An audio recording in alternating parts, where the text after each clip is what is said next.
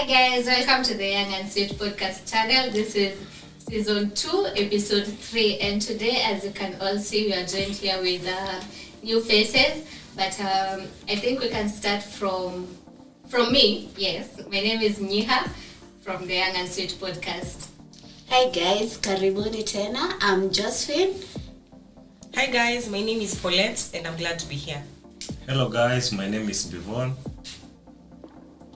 Hi everyone, my name is Gikonyo. Very pleased to be here. Yes, karibuni sana and feel at home. Thank you. So as you all know, or for those who don't know, this is the Global Week of Action. So Mr. John will be telling us more about what Global Week of Action is, and also he's representing organization for non-communicable diseases known as NCDAC Alliance. So maybe Mr. John, you can tell us something, one or two things about NCD, NCDAK, and also GWA. Okay, thank you very much. Let me start with NCDAK. Okay.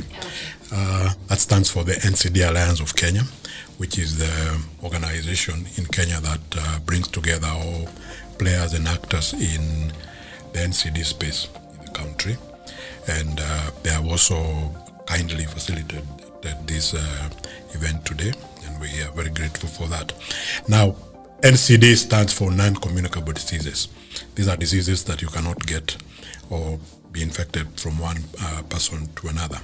The Global Week for Action is a week that is set aside by the NCD Alliance movement, where we commemorate the need for better control of NCDs, better health financing to prevent NCDs. And the theme for this year is closing the care gap. And today I believe we are here to discuss how to close the care gap, particularly in a type 1 diabetes setting. And very pleased to join these champions from Young and Sweet. Yes, karibu sana. Today feel young. Uko na young people here. Hata mimi ni young. Pia we ni young. So guys, as he has said, the theme for this year's for Global Week of Action is closing or bridging the care gap. And so kuna vitu mbili tatu zenye sometimes they are not going as what we as the patient would want to go. One of them is maybe inadequate information or current information or updated information. Unapata zile vitu zenye our grandma and our grandpas walikuwa naambiwa about diabetes, no bado kuna hosi wenye utaenda uambiwe the same things, yet tuko in the 21st century. So maybe Josephine unaweza tuambia one or two things enye una feel about the information should be updated, ama uko tu sawa nayo. Yeah. So may have one problem, like there is information, but is this information standardized? Like ukienda Machakos ama uende Nairobi ama Kijabi, the nurses there ama the healthcare workers giving the type 1 information, the same information. Because me na feel like the information is not standardized. Kuna mahali the information yenye iko is updated, then in some areas unapata that information is not the same. Unapata like I meet a friend ako in a clinic at maybe Nyandarua for instance, namwambia whatever I'm being told up to my clinic, ananiambia hapana, that is not the same information. Unapata like maybe I'm told when storage of insulin, for example, like you store it in a refrigerator, and at nowadays we are told that you can keep the insulin at that room temperature of 30. Unaona? So but then you go to other area, unapata hadi ana improvise the refrigerator cause bado anafikiria lazima you put that insulin. Napata ameeka sijui wapi like Kapamba ameka maji, yes, like you know, see that information is not standardized. So mnaonelea aje Bivon, Paulette, because me I've realized the information is standardized. As for me, I have also experienced the same. For example, when you're first going to be diagnosed, you will find a doctor who has not even taken enough tests to know whether you're type 1 or you're type 2. So they'll just start medicating you. Then you go to a different doctor to seek maybe a second opinion. And that doctor now tells you, you're not supposed to be on tablets, you're supposed to be on insulin. And they're still not telling you what is required to actually know which type you are. So you are newly diagnosed and everyone is confusing. It's like they have the information, yes, but imefika 70%. Yes. Kuna ka 20% inabaki mahali. So they leave you with a lot of confusion, and you're left wondering, which doctor should I listen to? And you're left wondering, so I have diabetes, but I don't even know how to maneuver this. I think the information should be subsidized to all the doctors and nurses. Hapo kwa tuseme kama storage, what you have described here, what I'm asking myself is, what has changed with insulin so that now it can be stored in not in a fridge but in room temperature? And is that information in the leaflet that comes with the drugs, and is it universal? Is our insulins now capable of being stored in room temperature? Yes, what we actually mean is kitambo watu walikuwa wanajua kama hauna fridge then hauwezi tumia insulin. Actually that's what I know. That's today. what you know. Yeah. Yes, but nowadays with more information coming up na watu ku expound on insulin education, insulin therapy imejulikana, and if una store insulin yako kwenye si hakuna joto, mbona words zinapotea kwenye hakuna joto mingi, then your insulin will be okay. Mimi nauliza hiyo ni ile insulin ilikuwa inawekwa kwa fridge, you know, ama ni insulin mpya, new formula? What happens ni when you get a vial, before you open it, kama ujifungua inafaa kukaa kwa fridge. Sawa. Yeah. But when you open it, it's not a must to store it. And then unaona in African setup na our economy, not everyone can afford a fridge. Yeah. Sasa mtu ako Turkana hata tumia insulin juu ana fridge. No. Okay. And I have type 1s there, so that's what happened. And you find it hata kwa your packaging, it's written, it's stored under. I think I understand what John is asking. John anauliza kama ile insulin ilikuwa inatumika back, ile inakuwa kwa fridge bado ndio iko, ama hii ni insulin mpya. Perspective to really change. Like watu walifanya research wakaona hii insulin si lazima ikue kwa fridge. Okay. Alafu unajua kuna venye mimi na understand, unaona insulin ina depend unaishi wapi. So unaona venye Josephine amesema kuna mtu anaishi Turkana na kuna mtu ako Nairobi. So at least room temperature Turkana na room temperature. Alafu unaona nowadays hata in business come up with something, lazima ulize nini the person unatengenezea hiyo kitu, what, like, is it going to be suitable for them, like in Africa. So what happened me, I guess when they were coming up with this commodity, waliambia what, like, inaitwaje, our opinions, like, you know, we talk about patient engagement and involvement. Unanitengeneza hii kitu, will it be beneficial na kila kitu. So in Africa they were told like whatever, not everyone we are not comfortable with insulin that requires refrigeration because we don't have fridges in Kenya, so many other places. And from there wakakama kuna si lazima mweke kwa fridge, unaweza eka kwa room temperature ama ufunge na pamba. Then I think that is something that people need to be educated about. Yes. Then I don't know whether you guys did some experiments in school. We used to make fridges with charcoal and things like that. Actually, used to use that when you were high school. So is that still an option today? Yes, it is. For someone who is in a probably very warm setting, where room temperature means completely different, like from the room we are in here. Yeah. Okay. Actually, hiyo ni kitu tulipi. Like me, I was, you know, I've stayed long with type 1. So nikiwa secondary, bado tulikuwa tunatumia the other information. I had a kapot. Nyungu tu hapo. Alafu nimepaka pamba na spirit, alafu naeka dawa naeka chini ya bed. Like that gave me a lot of stigmatization. Watu walikuwa wanashindwa hii ni uchawi. Walikuwa ni witchcraft. Yes. Me atanishaitwa mchawi juu ya hiyo, but anyway, tulimeongelea hiyo that topic of how to store your insulin kwa episode in season 1, maybe unaweza pitia hapo ukiangalia. So another thing I realized in the diabetic setup or in the diabetic sector, kuna ukienda clinic mostly, okay, let me not specify, but ukienda clinic unakuta ule daktari mwenye alikuwa anakuona kwa general side ndio bado ako kwa diabetes clinic. Like hadi unajiuliza wait, amesomea general practitioner na bado anakuja kwa diabetes clinic. So I felt like there's need to have more specialists, more diabetologists in this sector badala ya kumix.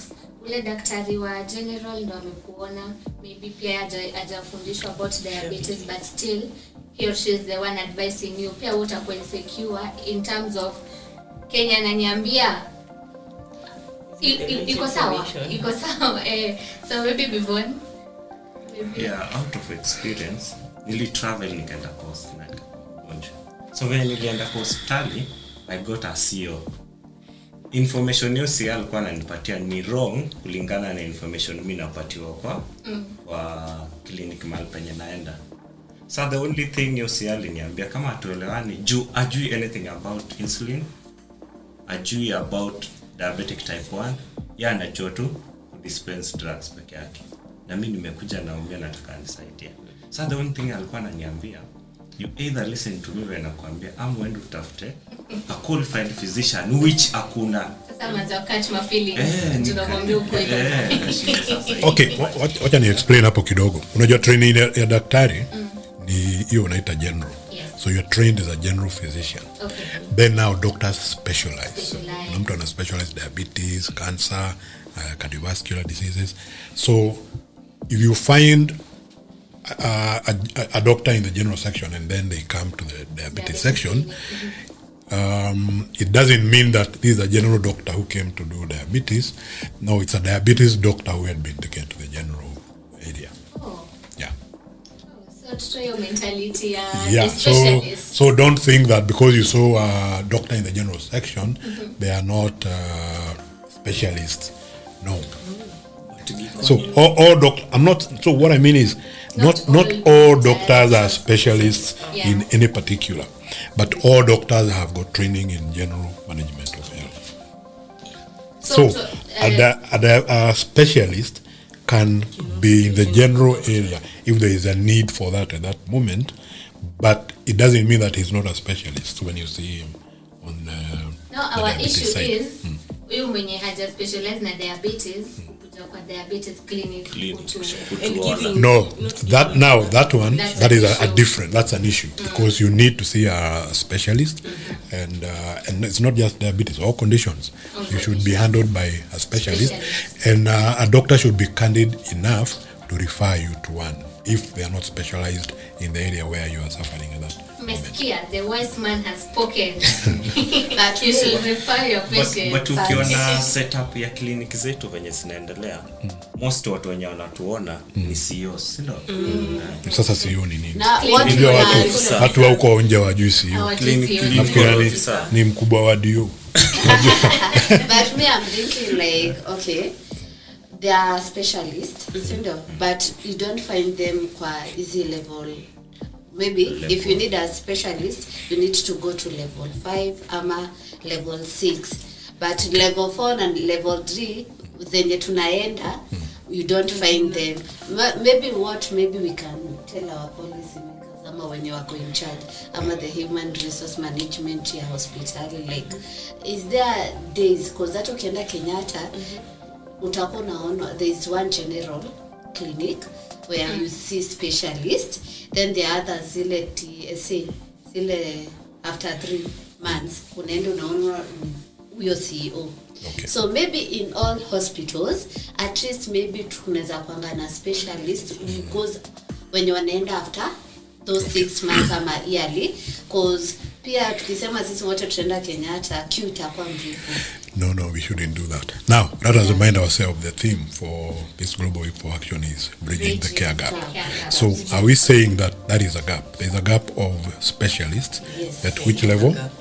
Level what? Level 3, level 4? Yes. Level 3 and level 4. Yes. So, where are you finding the specialists? Level 5? Level 5, Level yes. five. Na special Na level na 6. private level clinic. 6. And private Okay. clinic. So ile gap tunataka kumaliza hapo ni specialist wakuwe devolved mpaka level 1, level 2, Yes. so that you don't have to all go and crowd out in level 5s and level 6. Okay, so that's a gap that needs to be That's closed. a gap. That's a gap. Okay. Yes, on to another thing. Leo ni kwa dina notes watu wangu. Because it's very serious. Anyway, another thing is, another gap yenye tunaona ni, can you imagine you're going to the hospital with all the diabetes signs and symptoms, and then what happens, unaambiwa utakuwa ukikunywa maji ndio maana you are being thirsty, when ni mzembe ndio maana you are lazy, ndio maana una feel you are tired all the time. So there's something called misdiagnosis, and in this global week of action, what do you say it? Naongea na mkono sasa. Encourage. Yes. I'm to advise the policy makers to help or to inject more resources for the medics, information ya kupatia watu proper diagnosis. Usiende uko na symptoms za diabetes, unaambiwa uko type 2 na labda uko type 1, uko type 1 na labda unaambiwa uko type 2, because kuna watu wengi sana wanatumia tablets huku nje and wako type 1. So unapata mtu amekufa na DKA, ama unapata mtu alienda hypo and ajui what's happening. So I feel like misdiagnosis is a gap that needs to be addressed. Okay. Yes, kizungu inapotea kidogo. So maybe Mr. John, Well, misdiagnosis is a global problem. It's a global Yeah, it's not just here. Even in developed countries, there is misdiagnosis, and a lot of symptoms are similar.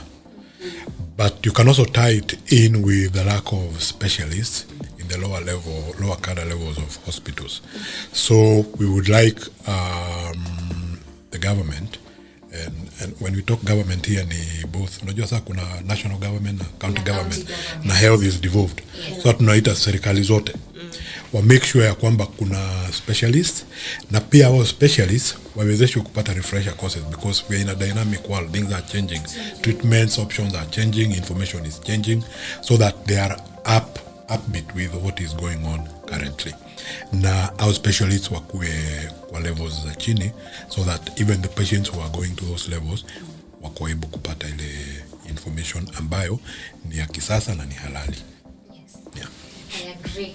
Na sasa kuna hii test nilisikia iko ya kujua kama ya type 1 ama ya type 2. Umesikia? Kuna mtu amesikia mahali? Hata mimi nimesikia. I think Kuna hiyo Test, yeah. Just Na Paulette ndio alikuwa ananiambia. mimi nimefanyiwa when I went for my second opinion to really determine whether I truly have diabetes and what type it is. I think there is a certain test they did, but I cannot remember because I was not even interested to know that I have diabetes at that moment. Ile test mimi nasikiaga sana na watu wa diabetes ni ile inaitwa HB1C. Hiyo ni ya Hiyo ni ya gani? Ya kudetermine 3 months. How is it? Yeah. Does it apply to both type 1 and type 2? Yeah. Okay. But there is this one. Yeah, there is that. But there's this But one. I had like the test kitu inafanya ni inaangalia your pancreas kama ina produce. Unajua type 2s they have insulin, resist. but there's either a resistant or the cells are not sensitive. Then there's type 1, they don't have You don't beta have. cells, they are destroyed. So jambo ilifanywa hiyo. It's the same test. It's that one actually. Because after that is when I was given the insulin. So yes, I think that's when that's the test that was done. So But now let me ask, daktari, kama hujafanyia test huwezi weka kwa insulin? Kwa sababu Sina pia kuna different. breaking down to insulin, we are all on different types of insulin. So there's also something that determines, like your weight and other things that determines why are you on Mixtard and I'm on low rapid. So maana tunasema the healthcare practitioners wanafaa kuwa equipped with adequate information and updated information. Tunasema quality information. But now, sasa kuna point nyingine mmeleta hapo. You're saying you're on different types of insulin because your conditions, the condition affects you differently. Yes. Haya, sasa turudi pale kwa standard information. Now, I would think one of the reasons the information differs is because similarly, the condition is affecting you differently. So just the same way you are on different insulins, and I'm not saying, I'm supposing, the same way uko kwa insulin A na wewe wako insulin B na yule insulin C, is this probably the same reason you have been given information A, information B, and information C. That be a fair statement. Okay, I'm thinking for management, information should be standard. But For management, yes. Yeah, but when it comes to treatments in terms But of you see, drugs, management, if you have different, if you are being affected differently by the condition, let's talk about information kama ya diet, for example. Don't you think that probably that's the reason why ile information wewe ulipata ni tofauti na ile mimi nilipata? No, actually what we mean, equal standard in a way that for the basic problems, Yeah, basic. problems kama ni type 1, regardless of kenye ataambiwa na the dietitian ama kenye ataambiwa na the diabetologist, insulin atatumia, as long as you're type 1, tumia insulin. That's what we mean by standard. Okay. Standard That is standard, but now yes. tumesema kuna insulin A na insulin B. There are so many types of So, if I hear that Josephine is on insulin B and I'm insulin D, I shouldn't think that mine was as misdiagnosis. no.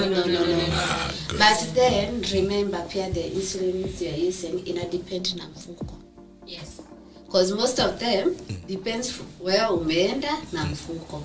Because unaelewa there ni kama ni So, is the difference in brands or types? brands. Ni brand. And also Insulin is insulin. also how they work. And how they work. Yeah. Because some Yeah, people then that can is be put type. on a certain type of insulin and their sugars don't go down, and someone else can be given a certain type of insulin and their sugars keep going low. Yeah, So it's like depends on the type. it's like hypertension. Yeah. With Yeah. There are like And a how million you- drugs for And also how hypertension. your body responds Yeah. to the insulin. Yeah. So I think the information should be standardized so that the practitioners avoid putting you on the wrong insulin. Sasa hapo ndio hatushikani, and I Oh, don't want but us no to dwell so insulin. much Scratch that. because Because as long as we are being affected differently and we are responding differently to treatment, there is no way the information is going to be standard, because we utaambiwa utumie one type of insulin because that's the one working for you, na mimi nitaambiwa nitumie another type. We utaambiwa usikule githeri because of that, or because of the medication you are using, mimi naambiwa githeri nikule. Unaona? So up to that point, maybe the information cannot be standard because of what I've described. And I know this. I know this because I'm also in a patient group but I've where seen we. this, this different na patient mwenye ameenda kwa public hospital Exactly. na mwenye ameenda private Private. hospital. Sasa unapata ule mwenye ameenda private hospital amewekewa on most hata zinakuanga high dose, si ndio? not high dose. Mimi nasikia kuwakata. Because this That's kind that of- whole topic. Yeah. That's a whole other But thing. then to end up, there's something when we talk about care, tunasahau even at home. We are talking about this information, wrong diagnosis. But do you know everyone needs to be aware? We create awareness of type 1. Such that hata nikienda hospitali and I know the sense and I know risk factors of nini zenye zinaweza risk factors, like it's genetic. So if you have someone kwenyu diabetic and you start experiencing these types of symptoms, you might be. So hata nikienda hapo niambiwe ni malaria nini, I can request nimwambia, can I do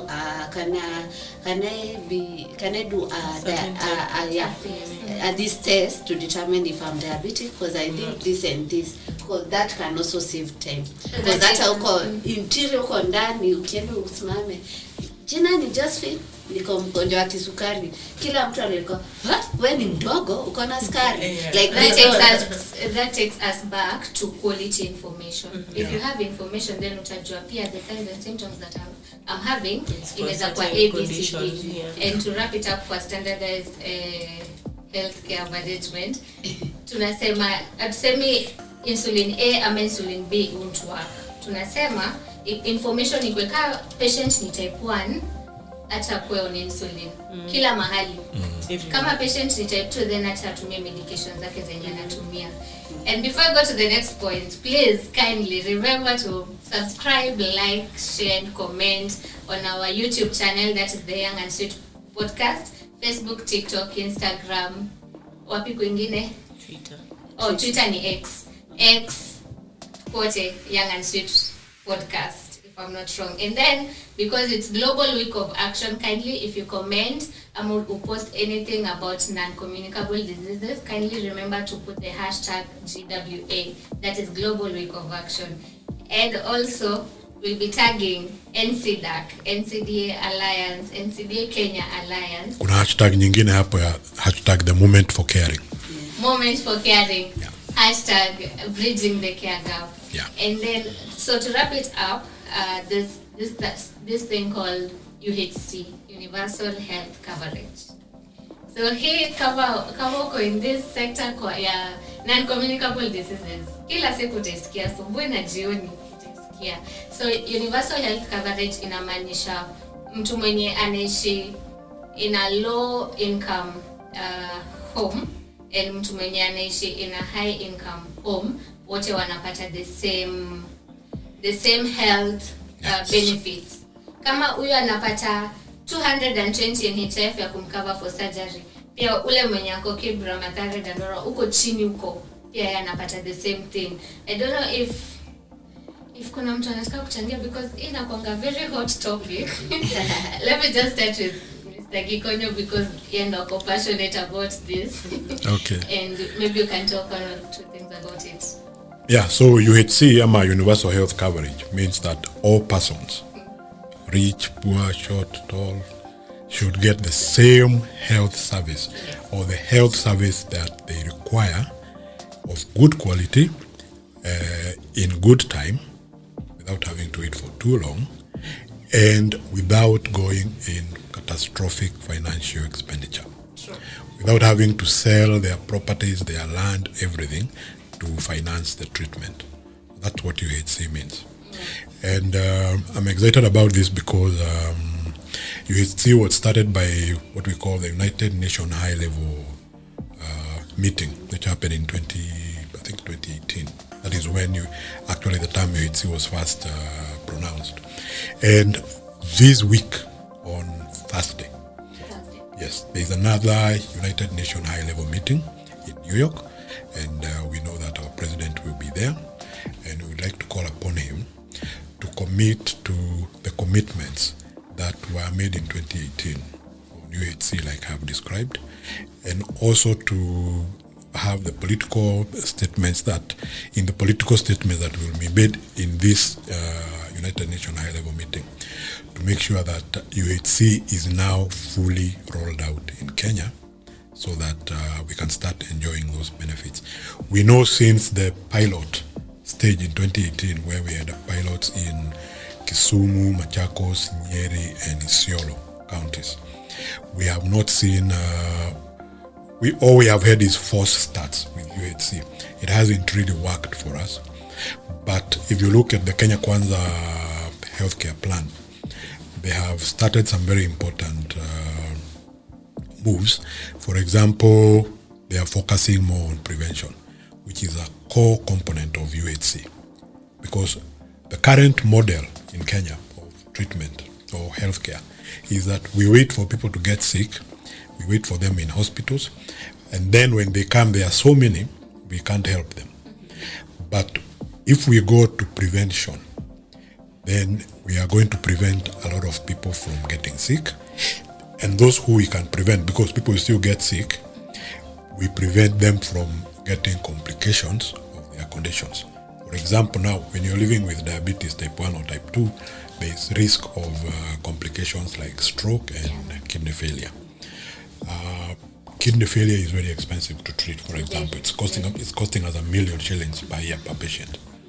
That is money that we can save and be able to save other lives by making sure that the person who has diabetes, the person who has hypertension, does not get the complication of kidney failure or stroke or any other complication, which becomes more expensive to treat.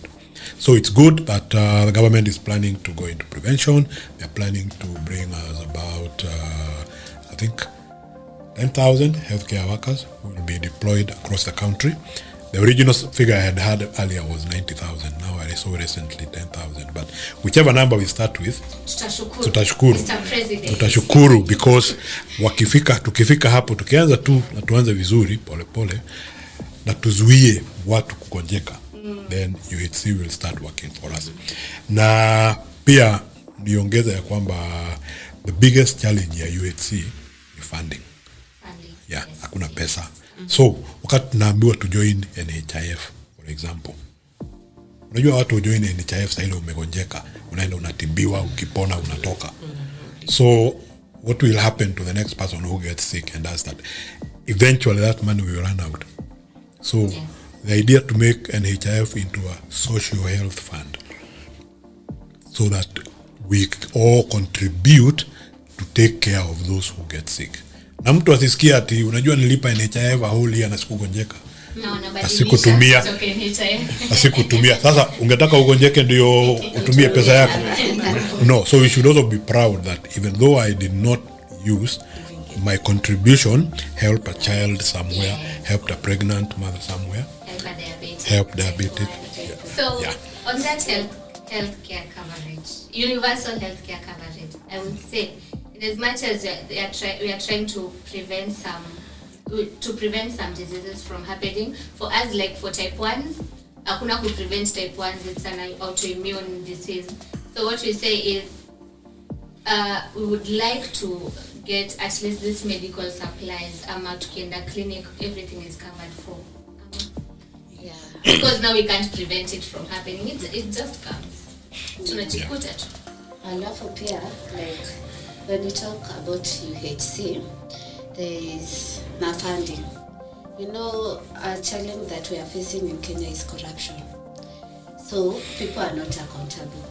Yes, it can be funded, but I think like if accountability can be included in governing UHC, where check and balance, it's one item which will be essential, and people, because you find like it can be funded, but corruption in Kenya, like we don't know even if person inanga wapi. Nasikia like maybe a certain county was allocated this amount of money, alafu there's nothing that was done, kulikuwa kununuliwa ambulance sijui nini, like I guess our government needs to have accountability, where allocation of resources is equal in all, so that we are able to, especially in the NCD sector. So I guess accountability and corruption equal first fight in health in department. Sometimes that haikuwagi corruption. You see, accountability is saying we received X amount of money and this is how we spent it. So if the government is not saying that, whether it's national or country, then I don't know how they spent my money. So it could even be that gap of information. Maybe the money was put to good use, but because there is no one who is accountable enough to, ni kama vile tunafanyaga mchango, ati tunachanga kwa shughuli fulani. So nataka kuona hii pesa ilitumika hivi, na tulitumia mtu tulichangia ama shughuli tulichangia ilifanyika. Same thing with government. The government should be accountable enough to explain to the citizens that this is how the money was spent. Yes. So Mr. President, tunakutambua, tunakupenda, please do something to us. Mambo ni matatu. Yes, guys, as we wrap up, najua nimesema hivyo a while back, lakini today is a very important day to all the patients. Today is World Safety Patients Day. World Patient Safety Day. World Patient Safety Day. Yes. And So maybe nani atatuambia what that is before anza kuongea jako na point anataka kusema tukimalizia akituambia what it is. Okay, what is all about World Safety Day, isn't it? So World Safety Day means patient. Patient Day. World Patient Safety Day. Okay, World Patient Safety Day. It's all about bitongelea side our rights as kama patients or to type 1 diabetic type 1 services zenye inafaa tupatiwe tukienda kwa hospitali and all that the government should require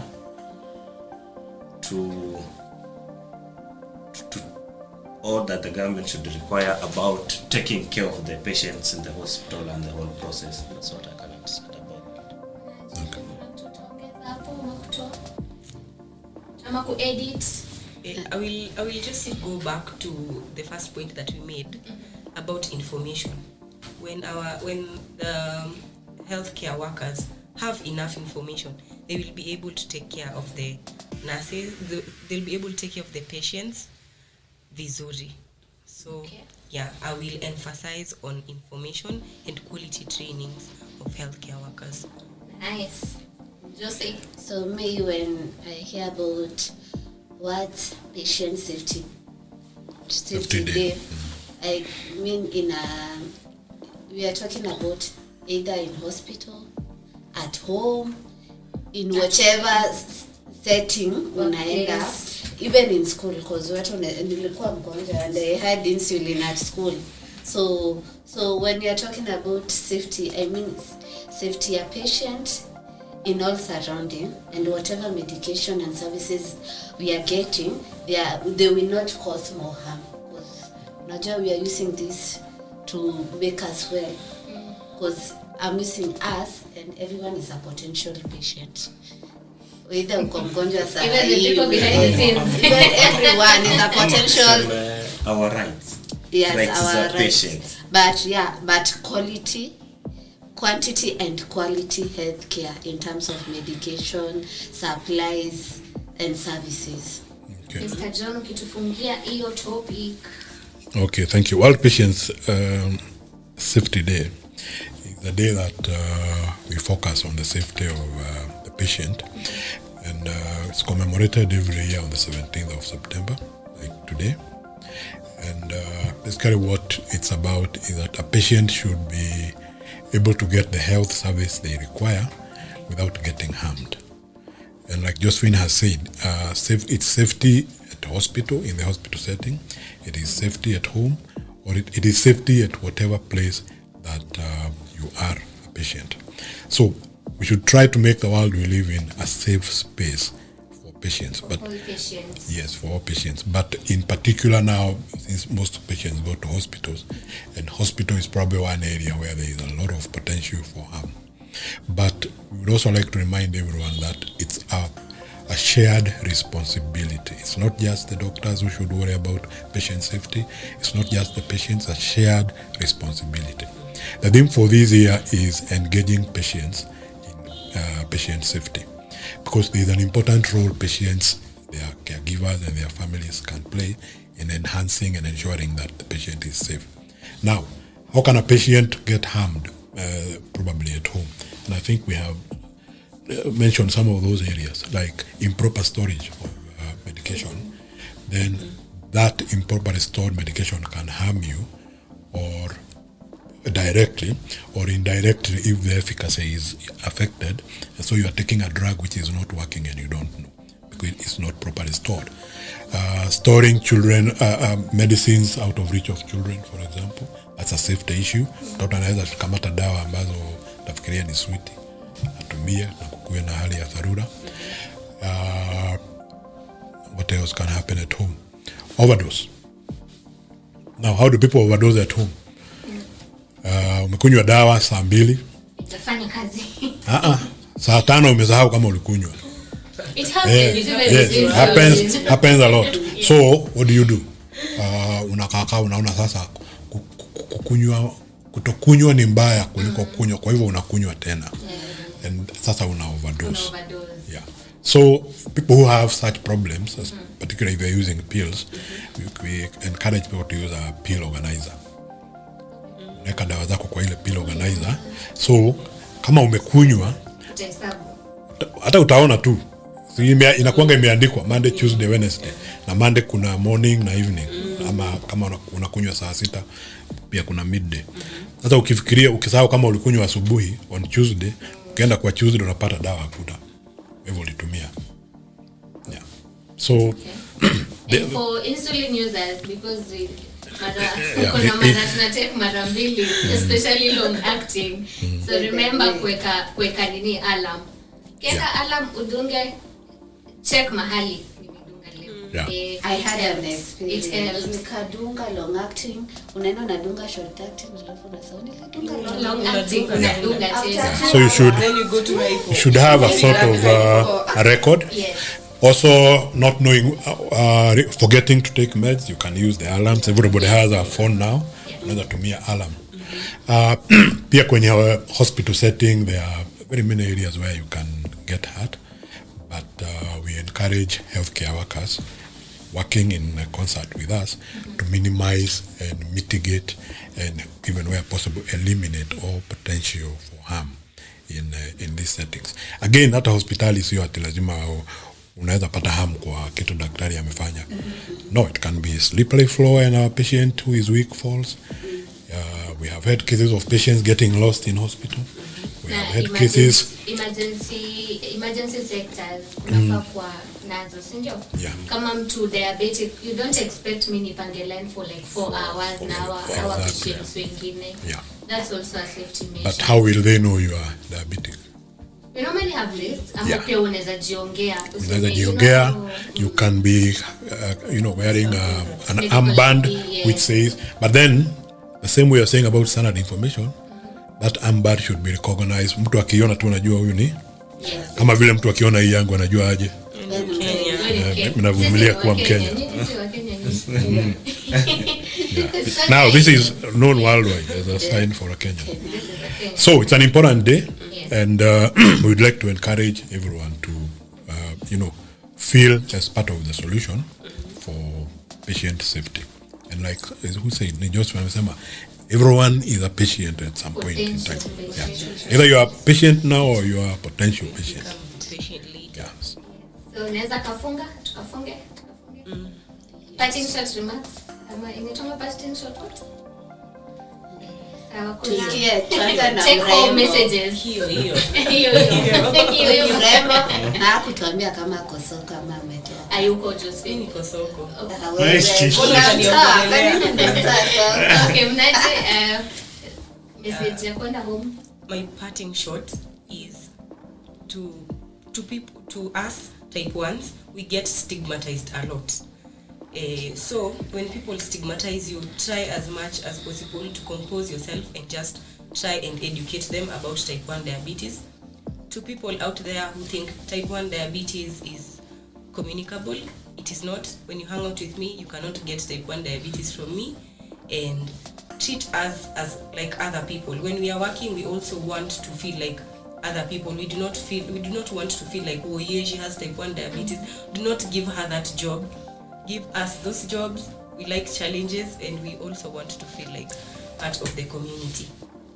Big on. Yeah. As type 1, it doesn't mean that it's the end of the world. Yeah, I'm okay. I can hang out with everyone. I can do anything that you guys can do, like activities. So when you hear I'm type 1 diabetic, don't feel that I'm out of the world. Yeah, just respect us. We are there, and we are there to enjoy our life. Thank you. Yeah. Mr. John. Thank you. I think just to say that Global Week for Action is running up to Thursday, September 21st, and I'd like to encourage as many people as possible to participate, share their messages, and say what they would like to see done, or what they can do themselves. You can find more information if you go to any website, any browser, and type Act on NCDs. It will take you to the Global Week for Action, and you will see a section of Take Action, and it can direct you on how you can act. You can share, you can record a message, or you can record yourself on video and share that message in what we call the map of impact. Or upload a photo. Or upload a photo. And also, if you go and in your social media handles, Instagram, Facebook, and TikTok, and look for hashtag the moment for caring. It will guide you on how you can now post a message for Global Week for Action. So for me, what I can say is creating a healthy environment requires a teamwork, and we should all be team players. When we talk about us, what are you doing to prevent NCDs? What is the government doing in terms of capacity building for our employers, affordable and accessible medical supplies?